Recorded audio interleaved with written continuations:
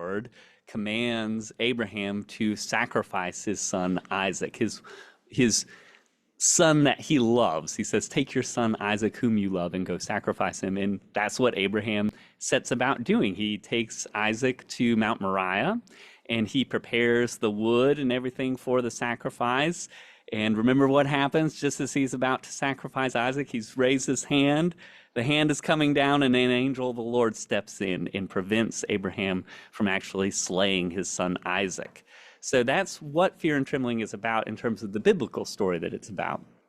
So what Kierkegaard does with this story is very typical of Kierkegaard, and you all experience some of this, and you may be thinking, oh, Kierkegaard is so hard. This book was so difficult to understand. Exactly. That's exactly the point of Kierkegaard. So, and this is what he's trying to do with this story. He's trying to make the Abraham and Isaac story more difficult to understand. He's not one of the biblical scholars like, I'm currently reading N.T. Wright on Ephesians right now. He's got this nice little book, makes Ephesians easier to understand, more comprehensible for the everyday person, which is me. And I understand that book a bit more now. That's the opposite of what Kierkegaard is trying to do. He is trying to increase our incomprehension of this text of Abraham and Isaac. So what I want to speak to you about today is a portion not everybody has read, but a very interesting portion of the book. It's called Problema 1, the teleological suspension of the ethical. Okay, very scary phrase. It sounds very abstract, but it's very comprehensible. It just means, can there ever be a purposeful setting aside of what is usually ethically right to do? Does that ever happen? So that's what the teleological suspension of the ethical is about. You all know telos, that idea of there being an end, a purpose, or a goal. And so is there ever a purposeful setting aside of the ethical? So I want to talk about that section today, and I actually want to talk about the typical interpretation of that section, how it's usually interpreted versus how it should be interpreted in its historical context. And when we understand how it should be interpreted in its historical context, then we'll understand how this book is related to the critique of Christian nationalism. Okay, so how is Fear and Trembling usually understood, especially in terms of the ethical nature of what's being debated in this story? Well, it's usually understood to be about a divine command or a universal moral law. And that universal moral law is thou shalt not murder. Right? You shouldn't put another human being needlessly to death. That's accepted as part of typical ethical law, right? And it is accepted not just because of divine commands, but in Kierkegaard's age, it's also accepted as a universal truth of reason, that Kant is going to make this part of the categorical imperative, that by reason alone, we can know it's never right to put another human being to death for no reason, right? This is what is at stake in the Abraham and Isaac story. Is what Abraham is doing, can it be justified? You know, isn't he violating a universal moral law when he sets his hand up in the air and about to slay Isaac and intends to do so? Does he not intend to violate a universal moral law there? And so Kierkegaard is seen in this interpretation of Fear and Trembling to be talking about how faith has the capacity to actually make you an exception to the universal moral law. That there is this universal moral law, but faith is such a powerful thing that it can actually justify you in not obeying this universal moral law. That's what Fear and Trembling is taken to be about. So for that reason, Kierkegaard has been seen to be someone who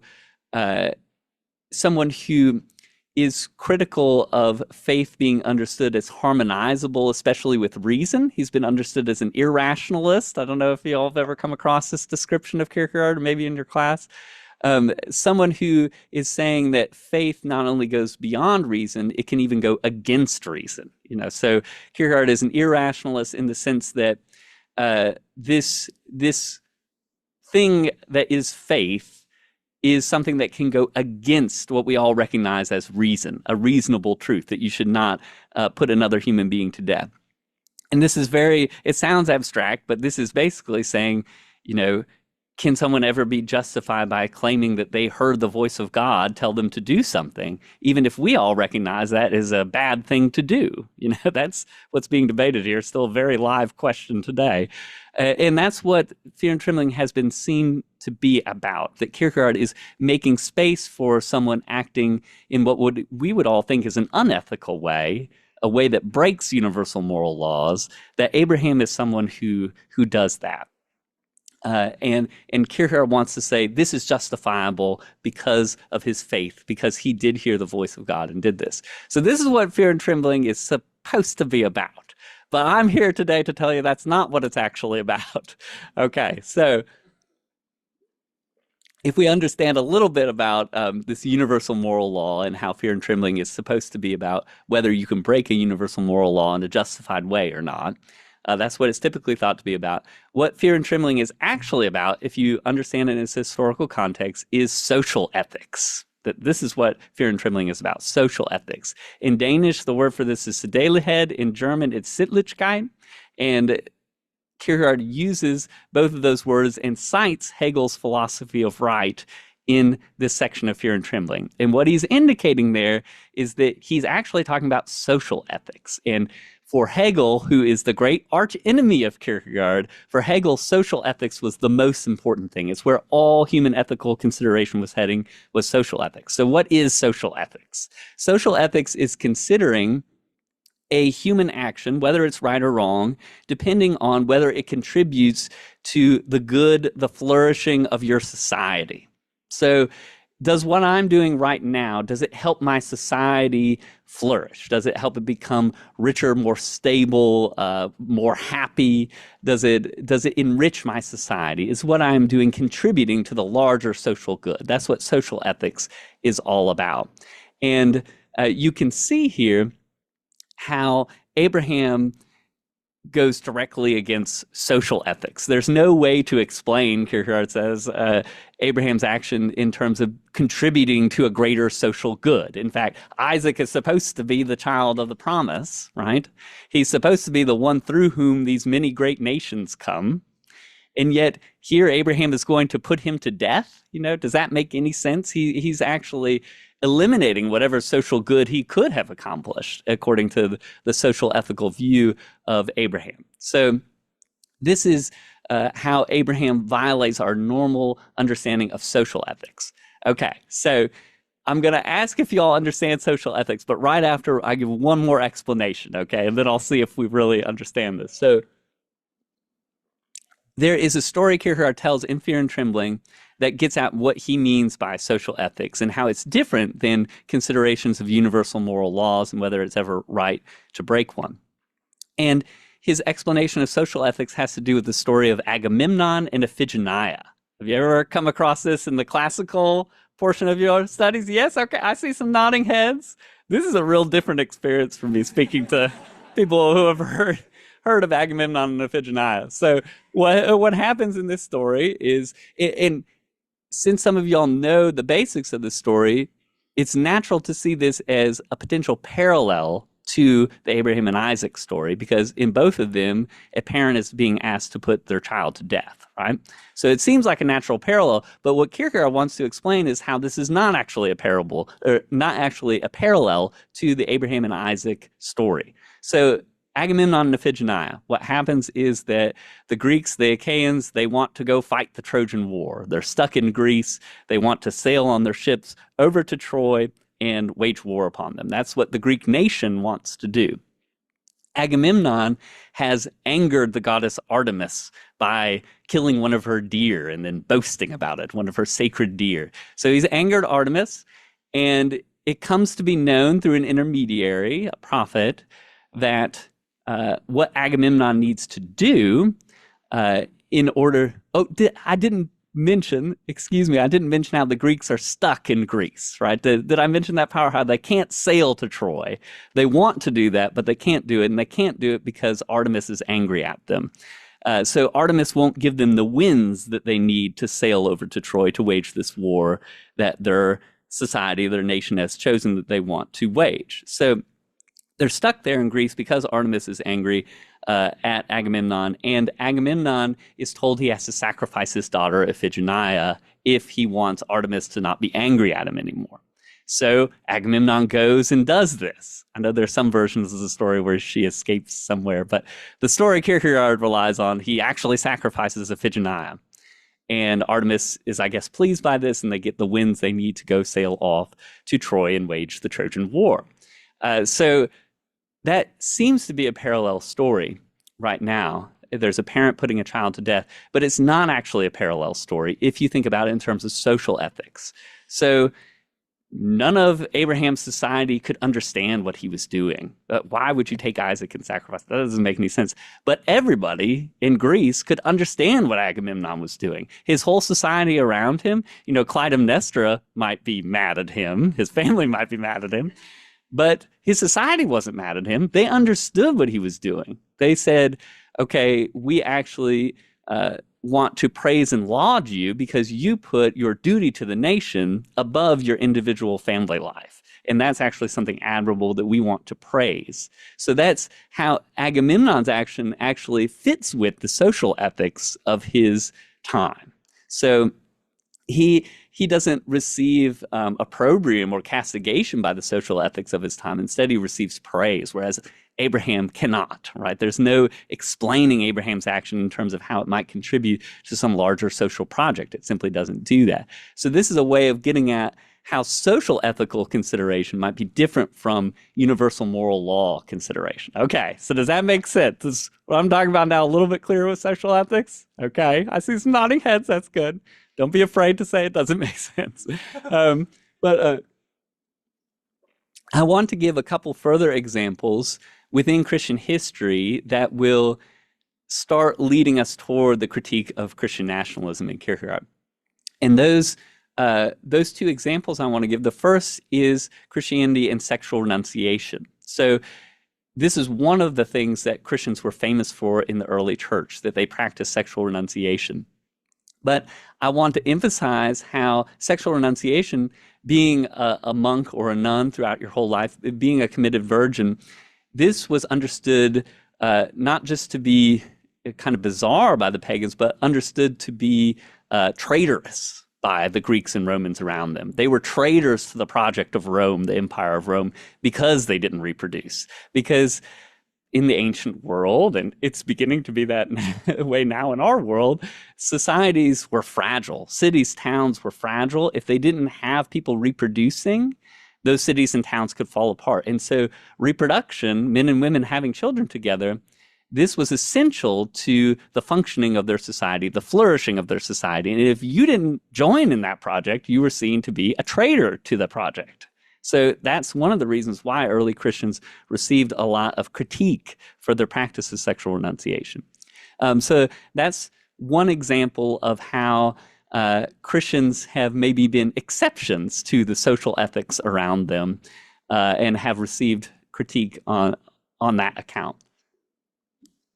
Second example is pacifism. Right, the early church, the earliest theologians, Origen, Tertullian, pacifists, the church before the coming of Constantine, generally pacifists in many ways, and then the Anabaptists, pacifists. And again, I don't want to consider that action, the action of violence, as wrong or right in itself. What's key to highlight here is how it was understood to be traitorous to be a pacifist. The Anabaptists were thought of that way. The early Christians were thought of that way because they weren't joining in the social project of defending the nation, defending the state from its enemies, helping to achieve this great society of peace and world rule. They were seen as taking themselves out, making themselves as exceptions to this larger social project. So I think maybe we're getting closer and closer to how this book, Fear and Trembling, might actually lead to something like a critique of Christian nationalism.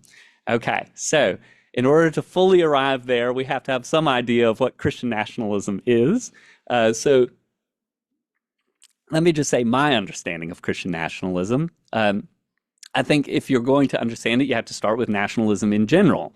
And there are nationalisms all over the world. There's Hindu nationalism, certainly with Narendra Modi. There's nationalism all over the place.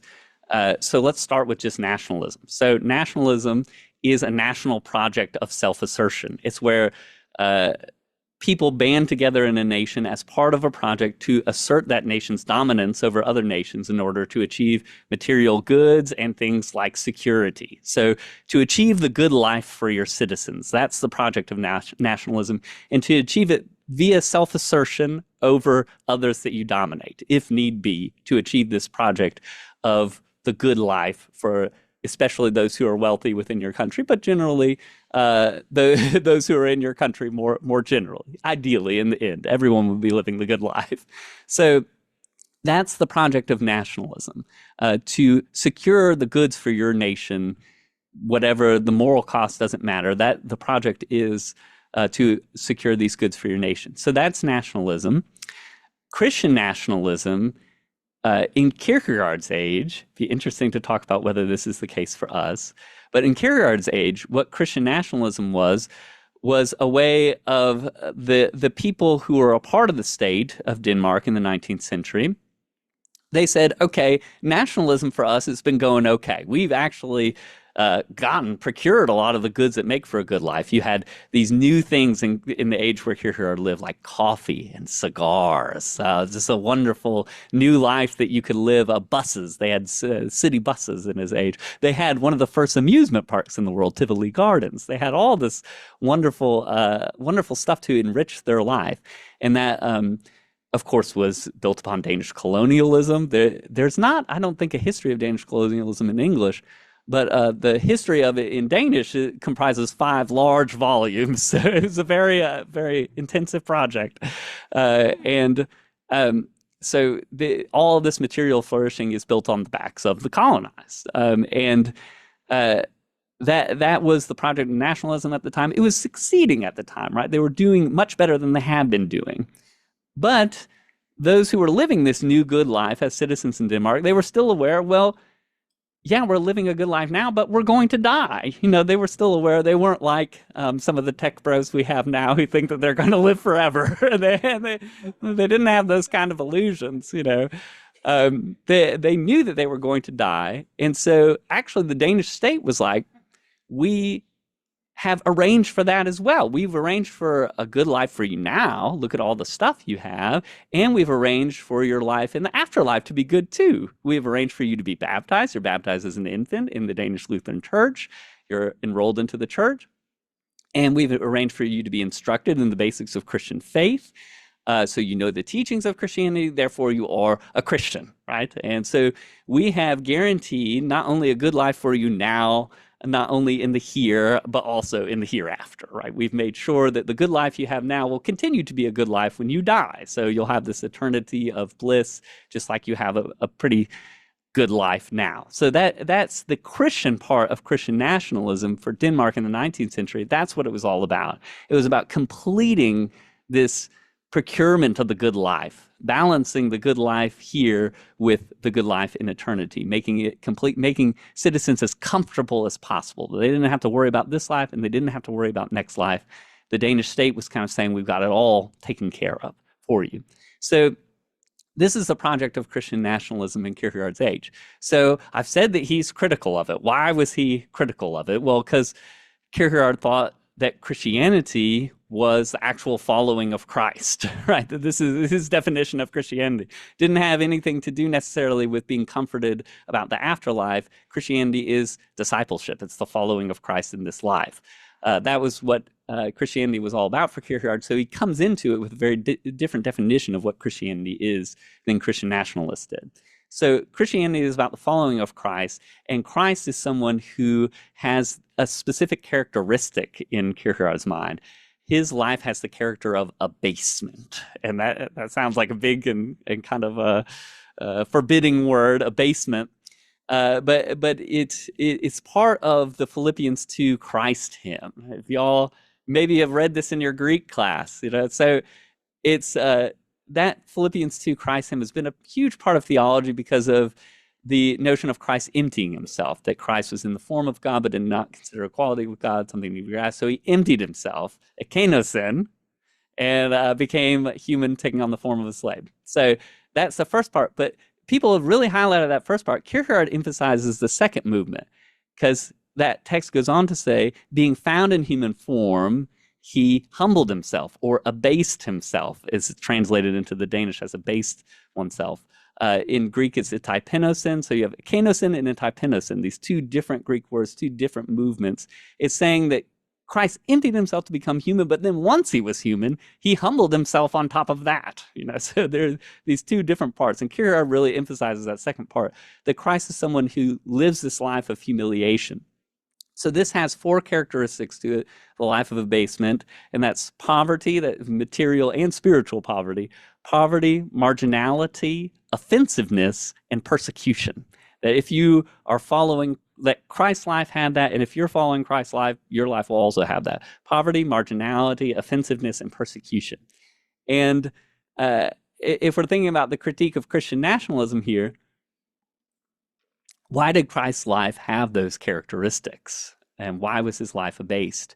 Well, Kierkegaard says, because he refused the national project of self-assertion that the Judeans had at the time to throw off the empire of Rome via military force and to establish their own state where they wouldn't be onerously taxed and they could actually live a materially rich life and a secure life in their homeland. This is the project of Jesus's day.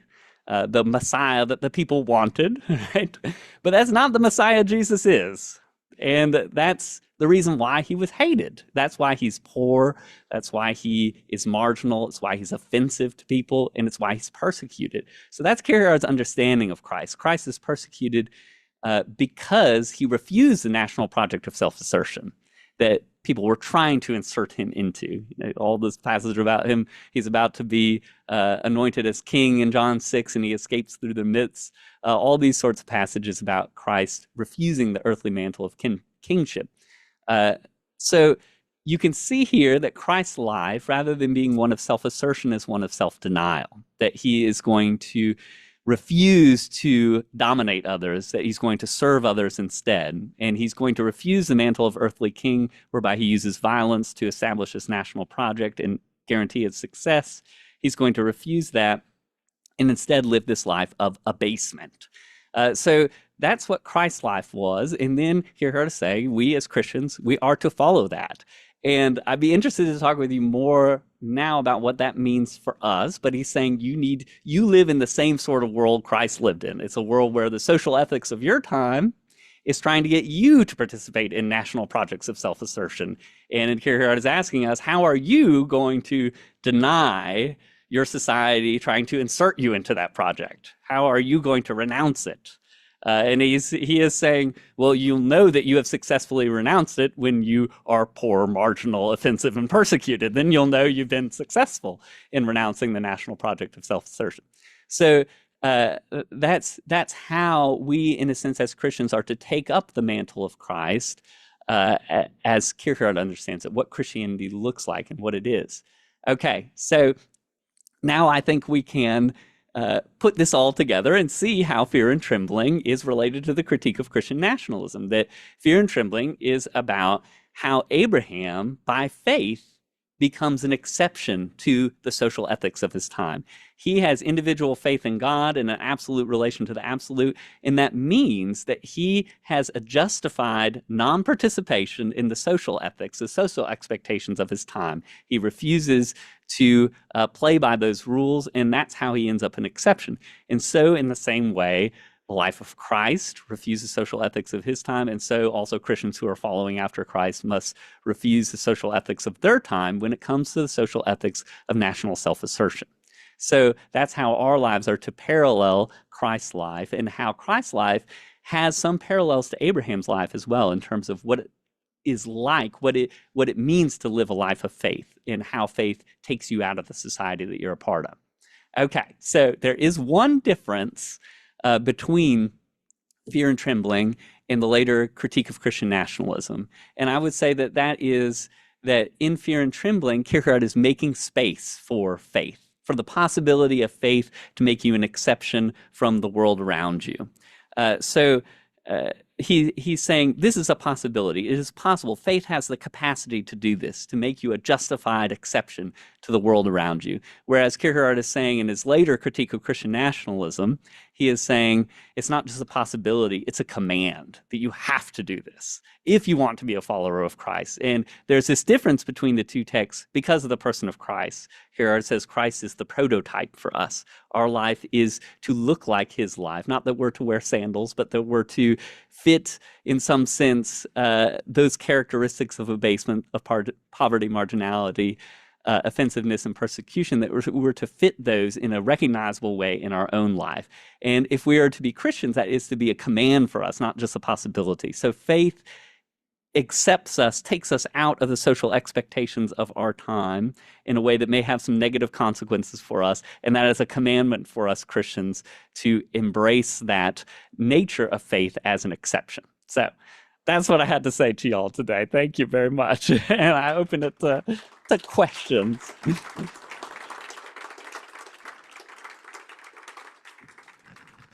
So what questions are there? I'm curious. Yes. Right back there, sir. Yes, you, yes. Mhm.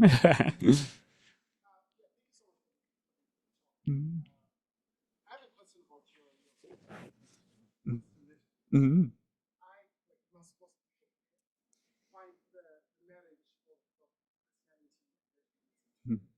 Mhm.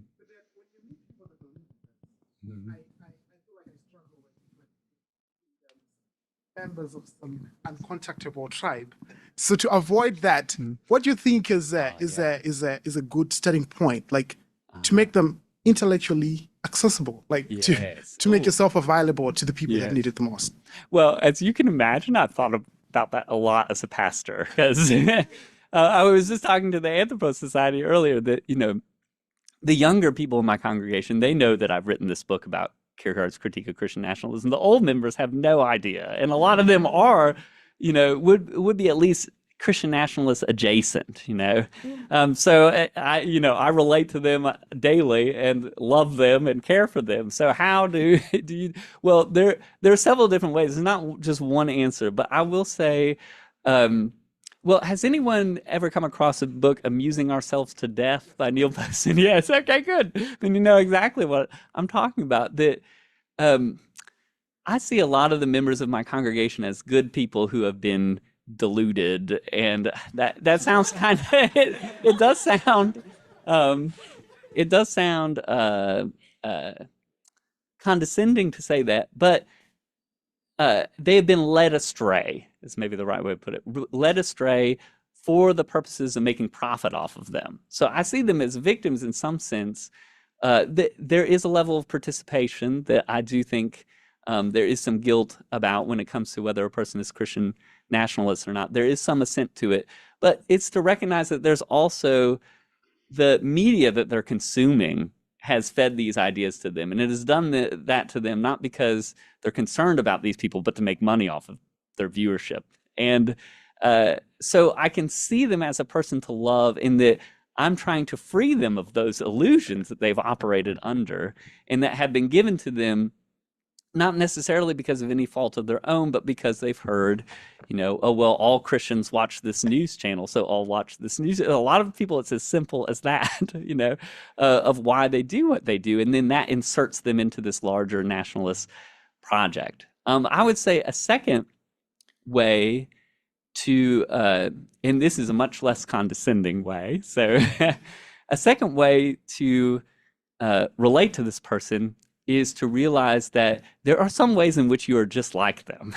So there are ways that we all implicitly agree with the project of Christian nationalism, even if we don't explicitly agree with it. So I would say that would have to do with the consumer goods that populate our lives, that we in some sense give tacit endorsement to the project of our nation getting all those things for us if we are willing to use them in our lives. So if we wear the clothes we wear, if we drive the gas cars that we have, or if we drive the electric car that's powered by a gas power plant, if we do those things, we're inserted into this world system that is the result of nationalism in a sense. And so we have to recognize that, I may not explicitly agree with Christian nationalism, but implicitly, there's a lot of things in my life that are hypocritical if I consider myself to be a critic of Christian nationalism. So I would say there is a way in which I'm just like that person too, that I benefited from nationalism, even if I don't explicitly endorse it, if that makes sense. Oh.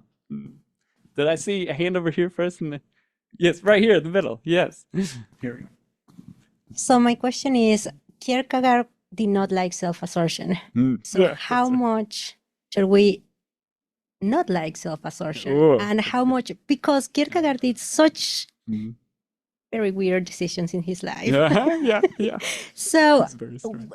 if faith is something that we are going to embrace and it's irrational, how much rationality we should choose in order to not be like, should we look for the most non-self-assertion in order to, be the most close to God? How do you see those struggles between those two? Yes. Oh, that's great. Yes. Yes, that's wonderful. This is a very profound question. And it is actually a question that's asked within feminist and womanist theology. But the framing of it in feminist and womanist theology has to do with kenosis, actually, that we were talking about earlier.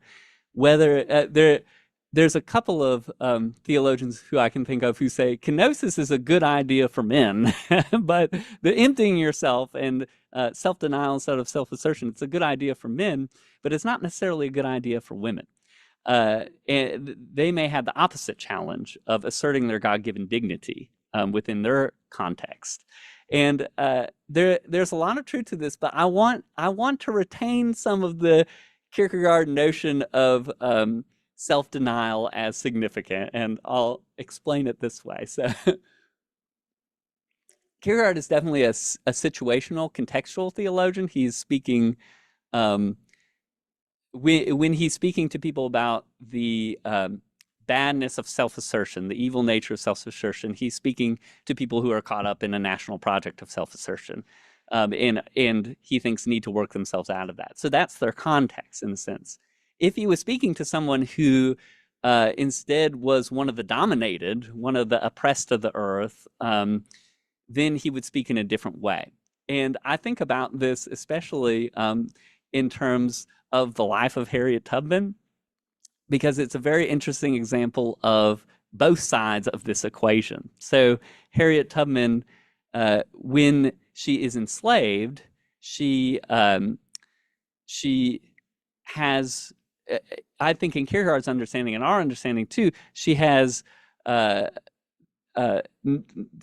problem with self-assertion. That's not one of the things she's dealing with at that time, not one of the possible sins or what have you. Instead, she is living in this situation of oppression where her life is dictated in all these different ways.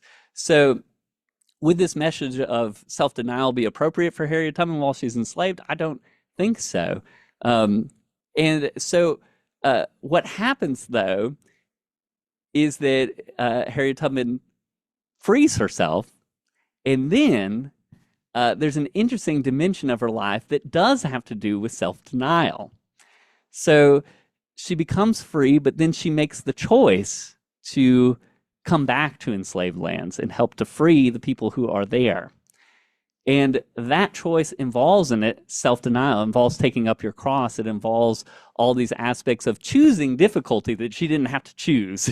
So there is this element of self-denial that's involved in that. So that's all to say that within different contexts, there can be different emphases on self-denial versus self-assertion. I don't think self-assertion should be ever asserting yourself in dominance over another. I think that does go beyond, but maybe asserting your dignity as a human being made in the image of God who shouldn't be enslaved. Like I think that Kierkegaard agrees with that actually in the 1847 work of Building Discourse in Various Spirits. But that's all to say that contextual theology, it's not Kierkegaard's strong suit, but it is there as a possibility. But that's a great question, because if we just preach that message of self-assertion is bad, I feel like it could lead to some really bad, dire consequences. Yes. Yeah, thank you. I want to build on your answer to Anopa's question earlier.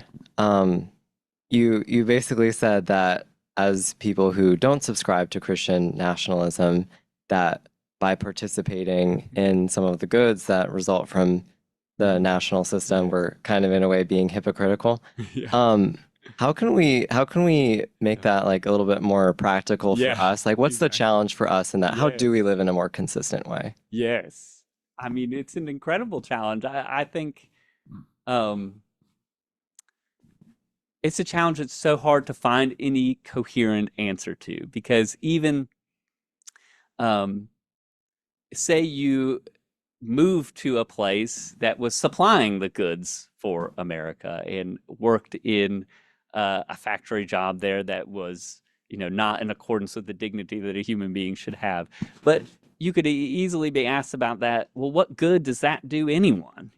How is that helpful? Is that really renouncing in the way you have been called to renounce? I think there's a legitimate question to ask there. And then there's just the yeah, it's a very difficult question because yeah, it seems like everything we do is wrapped up in this global system, and it seems very hard to get yourself out of it. I think Kierkegaard's answer. You can tell me um, if this makes sense or is helpful. I say Kierkegaard's answer because I'm not sure that this answer is helpful or not. So you can, but for him. For him, Christianity it's all about striving. So he would actually be very comfortable with the notion that, well, you can't actually live a moral life. The point is striving to live that moral life. You maybe see different aspects of your life. It could have to do with consumer goods. There are some things in my life that I've gotten better at, and some things I still have not changed about my life. So one example is like I one time went and got salt from a small salt maker on the North Carolina coast near where I live instead of buying the Morton salt at the grocery store. Like, I think it can come down to those basic questions about consumer goods and the way that they're produced. But to think about every consumer good in your life and then to think about your life in general here being protected by a military that you don't necessarily agree with. So to think about all those things, it just becomes very difficult to get outside of it. And I think what Kierkegaard would say is exactly, you can't get outside of it. You strive to get outside of it. You recognize your failure and you offer confession to God. And that's when you rely upon grace. And that's why grace is significant, because we won't ever arrive at that point of perfect self-renunciation, perfectly escaping the world into which we're inserted. I think that's what he would say. It's very Lutheran. Luther, you have the law gospel dialectic where the purpose of the law is to cause you to realize that you can't obey the law and thus must rely upon grace. And I think that's essentially what he would say in this context of you strive, you recognize that you will fail, you keep striving, you rely upon grace and forgiveness within that striving. So that's what he would answer. Yes. I think there still are, say, morals that we are able to choose, right? So like one of them is just war versus non-resistance. Mm-hmm. And one of the arguments for just war is that you can justify it. It's logical. Mm-hmm. It's coherent. Mm-hmm. I think non-resistance is a lot less coherent and logical to the world's eyes. And I'm wondering if there's a connection between that and it's ironic because you're using the story of Abraham sacrificing Isaac and killing Isaac to talk about maybe why non-resistance should be. Exactly right. Yeah. But I'm wondering if you could maybe talk about part of that and some connections or. Yes. Well, exactly. Yeah. And I like that you highlighted that it doesn't make sense. Yeah. It doesn't make sense according to the world's logic that you wouldn't subscribe to something like just war. I think as many criticisms of him as I might have, Stanley Hauerwas I studied for seminary at Duke Divinity School, and that's where Stanley Hauerwas taught. I don't know how live he still is in terms of what people read. But he was big in my day, and he's a pacifist, right? But his main idea, I would say, is there's a difference between effectiveness and faithfulness, and that non-resistance may not be effective, and it may not achieve a better life in this world, but it is faithful. I think that's what Hauerwas would say, and I think Kierkegaard sees the logic of something like that. He would say, you know, yeah, we were just talking in our Anthropos Society about how in Works of Love, this book that he's written about social ethics, in a sense, about how we relate to our neighbors, he is willing to say there to his fellow human beings, maybe we should make our lives worse. You know, maybe they shouldn't have as many goods as they have within them, because we've achieved these things through bad means. You know, so maybe our lives should be worse. Maybe we should embrace faithfulness instead of the good life here on earth. And so it's the only modern Christian ethical text I've read where he's comfortable with your neighbor suffering, in a sense, if that suffering and your suffering is contributing to your greater faithfulness and closeness to God. So that's to say, this does have, so the way this is connected to non-resistance arguments is to say that, you know, well, just war in the military, that's how we achieve security and peace in our world. It's effective in doing that, you know. And your argument as a pacifist in response to that would not be to say, well, actually pacifism is effective. You know, it's actually the way to the best world that there can be. It would be instead to say it doesn't matter whether it's effective or not. That sort of calculation, that rationality doesn't play into this. The question is, did I hear God's command from the scriptures or from your own ears? Did I hear God's command and follow it? Was I faithful to it? That's the question that's being asked by the person who acts Christianly. So that would be a way to say you're an exception from the rationality of the society of which you're a part. So does that bring things together more explicitly there? Yeah. Okay. In the already but not yet, like already continuing on the Oh, wow, yeah. Man. Huh. I'm not sure how to answer that. That's a great question. Well, are we traveling on to a world of exceptions or a world of unity? Well, certainly Kierkegaard thinks the world is headed to a unity. I suppose he would be an apocalyptic theologian in that sense, that, yeah, he thinks that the world is ruled by selfishness and that selfishness will sort of only increase over time, that the world will get worse and worse. Even though it's made progress materially in some sense, that progress will end in the destruction we see in Revelation. I think that's what he would say. He doesn't think the world is getting better and better all the time. Quite the opposite. So there's unity amongst the world in that, in the dynamic of the world where history is headed. I would say that's what he thinks.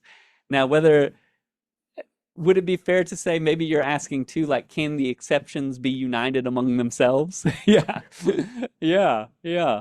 Well, it's interesting. I suppose that's not an issue he brings up in Fear and Trembling, but it seems like a natural issue for a Christian to bring up.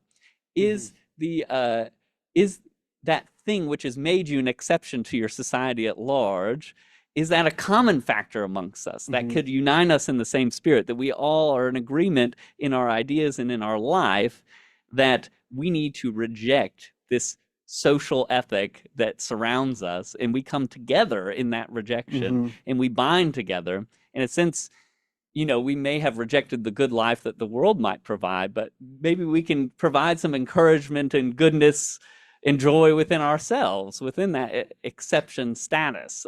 Yeah, I think that would be the ideal, I suppose. You have to go beyond Kierkegaard to talk about that. But yeah, might it be fair to say that that's the role of the church? Yes, exactly. That should be the role of the church. Okay. Right. Yeah. I think Jack has a question, and then we'll finish with that. Okay, So. great. There you go. So you gave a very good definition of nationalism, and I appreciated that. But I'm still struggling a little bit to understand where the Christian part comes in. Yes.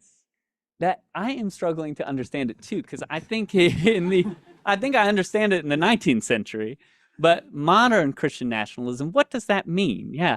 I mean, certainly I think I understand some things about it. I think it has to do with Christianity being an identity, like a box that you check on a census, and not actually having anything to do with the content of your life, because you can't be a nationalist and a Christian in the sense that you can't live the life given you in the Sermon on the Mount and also be a nationalist, because nationalism has to do with superiority, with dominance, and everything that, you know, Jesus is saying don't do. That's what it's about. So would you say maybe as a different way of saying that Christian nationalism is when your Christian identity is tied up in your national identity and you're existing as a member of a Christian nation? That is when your identity in Christ is grounded in your identity in being an American or whatever. That is Christian nationalism? Yes, I would say that, but I think why I'm struggling to understand it is because I'm struggling to understand then what meaning does the word Christian have at all in that phrase? Because it precisely seems to be a rejection of it having any content and meaning. So what does it actually mean to be a Christian nationalist in today's day and age? I'm not sure. Yeah, I don't know. Other than you as a person want to assert your identity as a Christian, whatever that means, and that these other people should serve you, the other religions of the world, what have you, that you should be dominant over them because yours is the best religion or something like that. I'm not sure that you are the most enlightened. I suppose. Well, okay. Well, here's one way. I'm sorry to extend it a little bit, but here's one way in which Christian nationalism has made sense. Has had an actual concrete meaning in American history, and that is the notions of manifest destiny and taking over Native American lands. And if you look at the documents that the U.S. uses to justify the U.S. government taking over lands from Native Americans, they often have to do with the fact that these people are not using land as God intended it to be used. You know, actually, God intended people to live on settled farms and produce cash crops. Everyone can understand that if you read scripture, right? But that's really what these documents say. If you go back through the history of them, they say, you know, these native tribes, they live here, they live there. God gave us this purpose to live, to make the most of the land that we can make, and they're not fully utilizing this land, so we are justified in taking it from them. That would be a Christian nationalism that has some content to it, because they're saying we have this understanding, a Christian understanding of our Creator God, who has given us this, who has given land in general for human beings to be used in this way, and they're not doing it that way, and so we have a right to displace them because they're going against God's design for this world. That would be an actual. There's some content to the word Christian. It's like an antichrist, but there is actual content to the word Christian there. You know.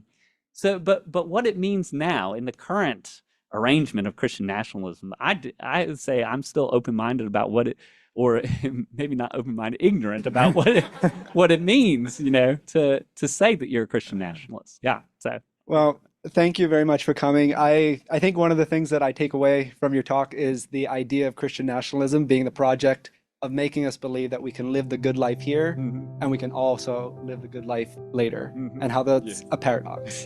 And so thank you so much for coming. Really appreciate you coming to talk.